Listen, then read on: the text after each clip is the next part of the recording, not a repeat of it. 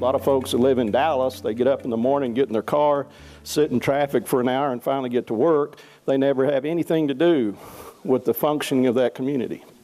But our rural communities would not function without the farmers and ranchers, and we need to let the society understand that we are socially responsible and contribute a lot to the economy. You know, back to consumers and needing to take a voice and impart knowledge and be able to work with those. I'm not going to get this definition right, but Rod Heitschmidt, who Stan knows quite well, commented in an article one time that economics is basically a means for consumers to express their opinions. And he followed up and said, unfortunately, most of the time those opinions aren't based on facts or science. It's based on what they read, and a lot of what they read today is not based on fact or science. It's based on something that they read on the internet that may be an urban legend in a lot of cases. And I have two daughters live in Dallas and Fort Worth, and I'm from an ag background, and I still have to educate them quite often. They spend too much time in Dallas and Fort Worth. But so we need to work and impart knowledge. And we also need to understand, gain knowledge on our own part about how those groups think that we're going to be dealing with. We need to understand our business. And I think as we look through this, there's 4 different aspects I think about. One is understand industry dynamics.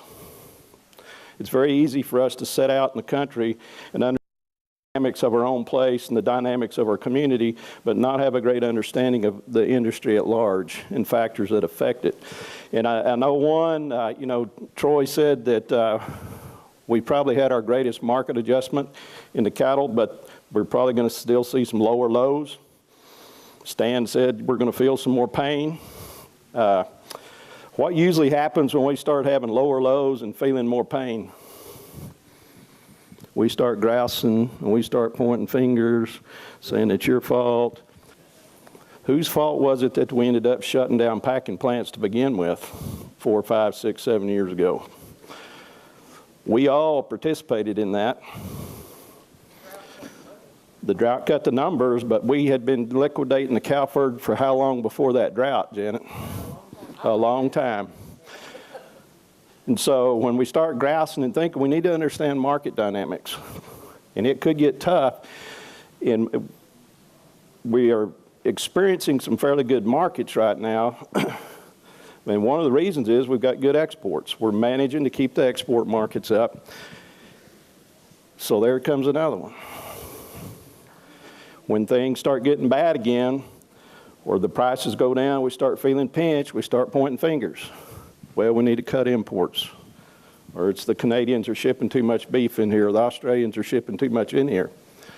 Okay? We've got to understand that we're on a global market anymore. And, you know, Mr. Trump, whether you voted for him, like him, dislike him, hate him, whatever, you know, he's got some ideas on trade policy. And one of these things that I would be afraid of right now is in the long run, redoing some of our trade policies is probably going to be positive. But in the short term, timing could be an issue. Give you an example, it's not going to do anything, but yesterday the government put like a 20% tariff on softwood coming in from Canada. Well, what if the Canucks get mad about that and say, well, guess what? We're going to put a 20% tariff on all the beef that you all are shipping up north to us. Timing issues. And so if we start thinking about some of those adjustments that Salem was talking about that might be in front of us, keep an eye on those type of things. Know industry dynamics and know things that may affect the markets. Be able to look out in front. You know, this crash that we had last year that we were talking about, how long had that been going on? When did that actually start? Did it start last August and end up in October? No, it started about 18 months before last October. If you had been able to see the signs, and I'm not smart because I didn't see them, okay? I gave back a lot of money. But we need to recognize when those things are starting to happen. And that's where understanding market dynamics and understanding the industry dynamics come into play, is be able to recognize those signs. You know, and one of them, we heard this from Salem, I believe he said, you know, that when everybody's selling, he's buying, and when everybody else is buying, he's selling. And we heard the word market euphoria this morning. Where would we be right now? Where do you think we are in terms of the markets? Are we on close to euphoria, or are we back down at depression levels? Remember that chart that Troy had up there, euphoria and depression? If we had to sit where we are today, where are we on that scale, do you think? Stan? What? I wouldn't say that. I'd say we're euphoric compared to where we were in October. I mean, last October, everybody's hunting the elevator to get up on top of the building and jump off. Now everybody's glad where we are.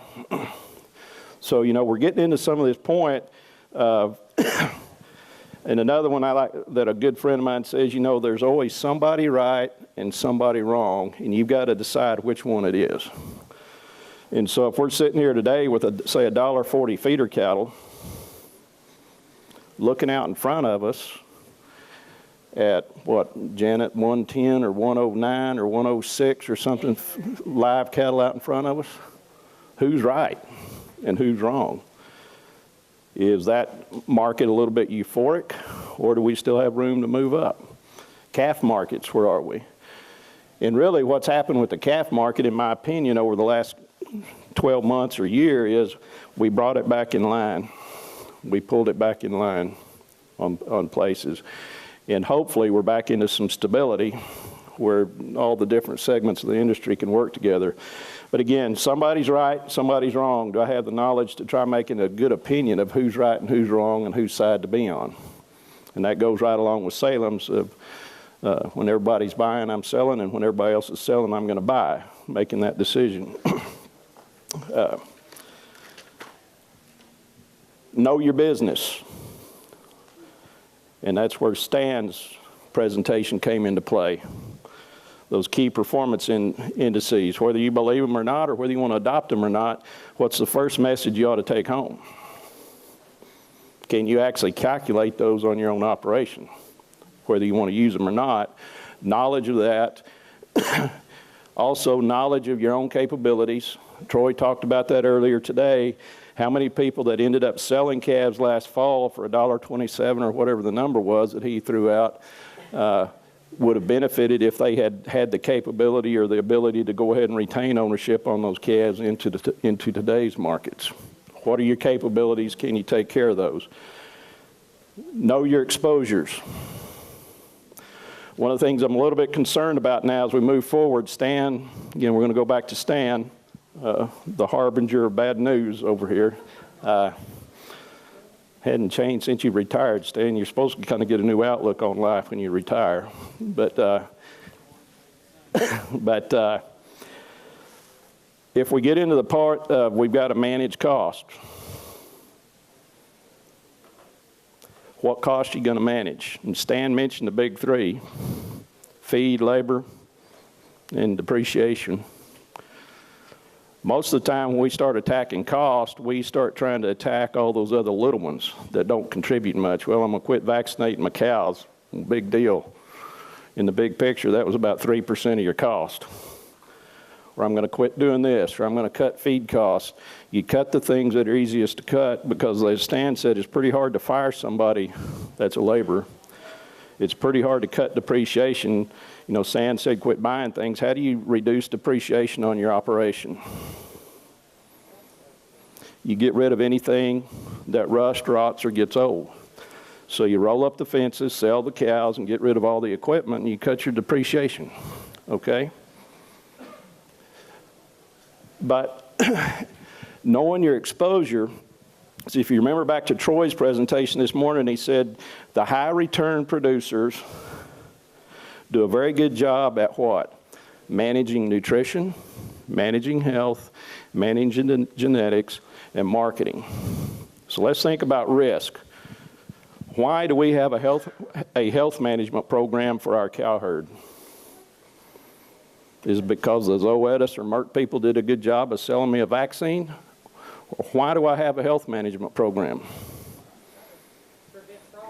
To reduce the risk of a health problem that's going to reduce productivity of my cow herd. Why do I have a nutritional program in my cow herd? To reduce the risk that subpar nutrition is going to reduce reproductive performance on my cow herd. Why do I have a grazing management program or a brush management program? To reduce the risk of deteriorating my natural resources and affecting my long-term productivity. So all those cost items that are in a lot of those cost accounts that Stan would show you when he sits down at the ranch and works with you, those are risk management programs. And if we start cutting feed and nutrition, we start cutting health, we start cutting other expenses, we're increasing our risk exposure when we do that. And I kind of like to think about that as an insurance policy.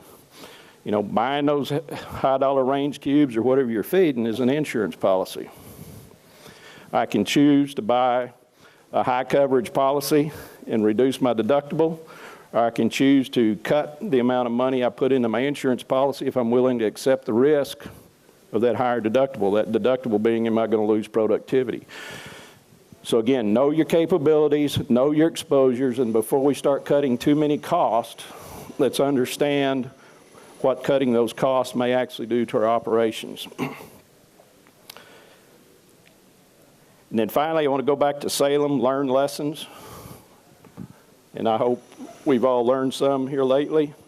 I recall, I believe it was Dub Waldrop made a comment one time. I heard him say that poor judgment results from the lack of experience, but experience results from poor judgment. So that's a circular argument. So that's back to Salem. You got to learn from your lessons. You're going to have those hard times. You're going to have those downfalls and those problems, but let's learn from those and don't repeat them again. So let's learn our lessons. Let's be willing to learn from other people. Let's impart knowledge to other people. And again, use that knowledge to reduce our risk and our risk exposure, whether that's our markets or in our production systems. And I'll leave it at that.